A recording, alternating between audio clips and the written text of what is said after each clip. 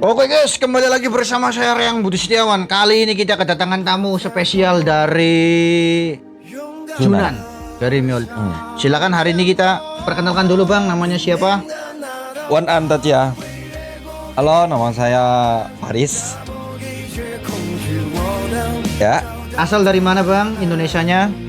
saya dari Indonesia, Jawa Tengah, Jawa Tengah. Nah, sekarang stay di mana? Taiwannya? di Junan. Oh Junan. Oh ya. Iya. Ini tentang kita bahas masalah topik baru ya. Topik hari ini di mana hari ini sedang dalam masa Imlek lah. Konien ya. Konien kalau bahasa Bang, ini sebutnya baru kita konien. itu konien bang. Nah ini tadi bang siapa bang? Faris. Bang Faris coba jelaskan tentang masalah konien ataupun hal-hal yang tentang mengenai konien itu apa saja biar kawan-kawan kita di luar sana, di luar Indonesia bisa mengetahui bagaimana konien itu, apa tradisinya dan apa yang segera dia akan dilaksanakan. Silakan bang. Kalau menurut saya sih ya, konien itu bagi kita orang PMI ya, PMI Indonesia, tenaga kerja Indonesia. Kalau bagi kita sih, konien itu saat-saat yang paling membahagiakan. Karena apa? Pertama, ise, woman yo cuan cian, laupan yo ke woman hong pao, Woi, ise woman yo xiu si hen jiu, libur 9 hari. Selain dikasih hong pao, selain dikasih duit, libur 9 hari, waktu yang panjang buat kita liburan. Itu biasanya kalau liburan itu bisa dipakai buat istirahat, bisa juga jalan-jalan kayak gitu bang. iya.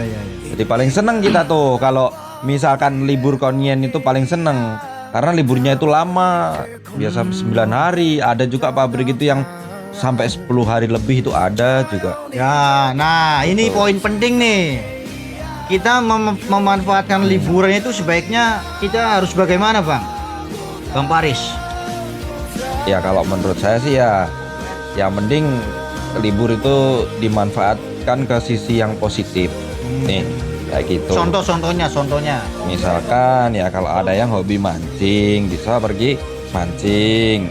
Misalkan juga kalau ada yang suka dengan hobi motor bisa tuh benerin motor, modif motor, atau mau keliling Taiwan jalan-jalan.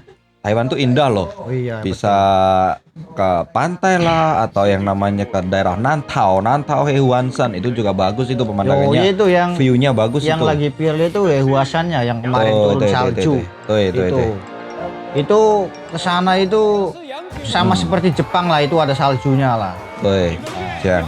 Cuma bedanya itu saljunya tipis-tipis lah bang, tapi lumayan buat Tipis, kita menggigil lah, lumayan iya. lah itu. Di sana itu tergantung ini sih, memang tergantung harinya juga dilihat. Kalau mau ke sana tuh dilihat dulu CCTV-nya di Hehuanshan itu ada, langsung di Google ketik aja CCTV Hehuanshan gitu ada. Jadi sebelum kita itu ke sana harus lihat CCTV dulu bang. Kalau misalkan kita nggak lihat CCTV dulu langsung ke sana, takutnya tuh Jong nggak ada salju kayak gitu. Kayak kemarin abang Paris ke sana ya bang, nggak kebagian salju. Nggak kebagian salju. Berangkat udah niat nih. Berangkat jam 3. Iya, udah di planning jauh-jauh hari. Nah, pas di waktu hari hanya terang. Tapi ya mau gimana lagi? Ya tapi ya hitung-hitung menikmati perjalanan. Oh iya bang, ini bagi untuk apa pemula-pemula kita yang masih ada di Indonesia Raya, baik ada di kampung. Bagaimana ini kalau misalkan ada niatan kerja untuk ke Taiwan, apa yang harus dipersiapkan dan apa yang harus dibekali untuk berangkat ke sini? Monggo, silakan Ya, diperjelas. Terutama mental. Mental. Terutama mental. Yang kedua, ya maaf ya bang. Yang kedua ya tetap budget, uang. Nah, money, cuan uang, nih. kayak gitu. Soalnya kan Cuan meoyong ya. di perantauan kita ya harus pegang duit lah ya, kayak gitu. Balik lagi ke topik yang utama itu, kalau menurut saya tuh mental. Karena apa bang? Taiwan itu keras, nggak seindah foto profil.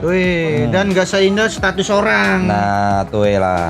Jadi persiapkan dulu mental kalian. Kalau kalian itu mau kerja di Taiwan, persiapan dulu yang pertama itu mental. Bisa banyak di sini orang yang ikut Pak Purnomo. Nah, itu gara-gara gendeng. Nah, gara-gara gendeng, gara-gara edan. Gara-gara mental tidak kuat ya. Gara-gara mental nggak kuat. Nah, soalnya gini, apa Bang? Kan tahu sendiri kan di Taiwan itu sekarang itu ya lemburan kan jarang. Terus bos-bos itu kan di sini itu kan nadanya memang kayak gini orang Taiwan mah. Jadi ngomongnya itu memang kenceng, nadanya itu emang kenceng. Emang nadanya kenceng. Jadi kita kesini tuh nggak boleh pakai perasaan yang benyek-benyek, nggak boleh gampang baperan. Yang penting nggak boleh gampang baperan. Benar. Kalau kita kesini ke Taiwan gampang baperan, dikit-dikit sakit hati, dikit-dikit masukin ke telinga, wah ya udah. Nanti bilang agent nggak mau kerja lagi, kayak gitu, mau pindah lagi, tuh malah kitanya sendiri nanti yang repot. Yoi, betul sekali. Jadi kesini itu harus mental baja ya Bang. Harus mental baja. Harus. Ya itu yang pertama itu harus mental dulu Bang menurut saya. Nah, dan yang kedua tadi poin kedua adalah duit. Cien. Nah itu waktu abang nih tahun berapa berangkat itu? Tahun berapa Bang? Dulu 2016 bulan 8. 2016 bulan 8 itu masih dapat budget berapa kira-kira ongkos ke sini? Ongkos saya dulu itu di Jawa Timur PT saya itu dulu saya kena 51 itu udah plus warawirinya ya. Tuh, itu 51 loh, 2016. Masih potongan itu dulu masih potongan. 2016 51 juta itu plus potongan ya. Nah, tapi puiting ya biasanya masalah berangkatnya ke sini itu berapanya puiting. Nggak pasti. Jadi tergantung PT kalian, entah itu kalian langsung ke pihak PT-nya langsung atau kalian pakai sponsor, pakai apa itu PL kayak gitu. Kalau kalian pakai perantara pasti kalian lebih dari itu. Gitu. Terus setiap tahun juga kan aturan Taiwan itu berbeda-beda. Setiap tahun itu pasti ganti peraturan Taiwan tuh. Kayak gitu. Apapun tetap ganti. Iya Bang. Kalau saya gimana Bang? Nah, ini Bang dari 2016 sampai sekarang 2026. Pelajaran apa yang Bang Paris dapat dari bekerja di sini? Banyak pahitnya Bang. Ya yang kita ceritakan pahitnya dulu lah. Cukup 2 poin saja. 2 poin pahit dan 2 poin yang manis. Monggo buat pengalaman anak-anak kita atau generasi muda kita yang ada di Indonesia untuk memotivasi untuk kesini lah. Silakan Bang. Ya ingat tujuan awal kalian kesini ke Taiwan itu, ingat tujuan awal. Nggak usah lah neko-neko, nggak usah lah ikut-ikutan temen yang nggak benar. Udah fokus cari duit. Tujuan awal kalian kesini tuh niatnya apa, udah fokus aja.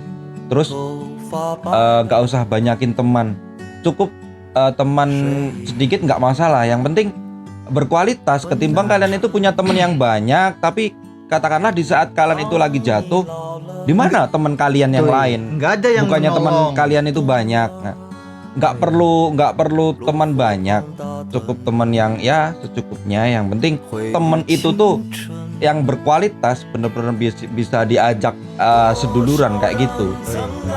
Itu ya, itu poin pertama ya itu. Nggak perlu teman banyak sih bagi aku Bang, ini pengalamanku sendiri. Karena yang aku rasain dulu punya teman banyak, kesana kesini, ada kawan lah, di mana-mana ada kawan, bisa mampir kesana kesini. Tapi nyatanya pas di waktu kita itu lagi di bawah, lagi susah, dihubungin ya kayak pada menjauh gitu. No respon, malah hilang dan menghilang. Sebenarnya sih nggak minta bantuan ini itu enggak sih, cuman kadang kita tuh hanya butuh support dari teman di waktu kita lagi di bawah tuh. Berhubung waktu sudah memepet Bang, silakan ada kata-kata terakhir buat motivasi. Ada waktu sekitar 1 menit, silakan Bang. Ya kalau mau ke Taiwan, untuk kawan-kawan yang masih di Indo ya, kalau mau ke Taiwan, semangat belajarnya dalam segi bahasa ya, terus mental itu yang utama sih, mental harus bener-bener mental baja. Intinya itu semangat, nggak usah kalau udah di sini nggak usah neko-neko ya. Iya betul. Bener, nggak usah nyoba ini itu ketimbang nanti kalian nyesel di belakang loh. Oke Bang, terima kasih telah mengisi acara dari King Reang. Nanti kita lanjut topik berikutnya ya Bang. Berhubung waktu sudah mepet. Wabillahi taufiq wal hidayah. Assalamualaikum warahmatullahi wabarakatuh. Waalaikumsalam warahmatullahi wabarakatuh. Ciao. Wan an. Ciao. Sai Chen.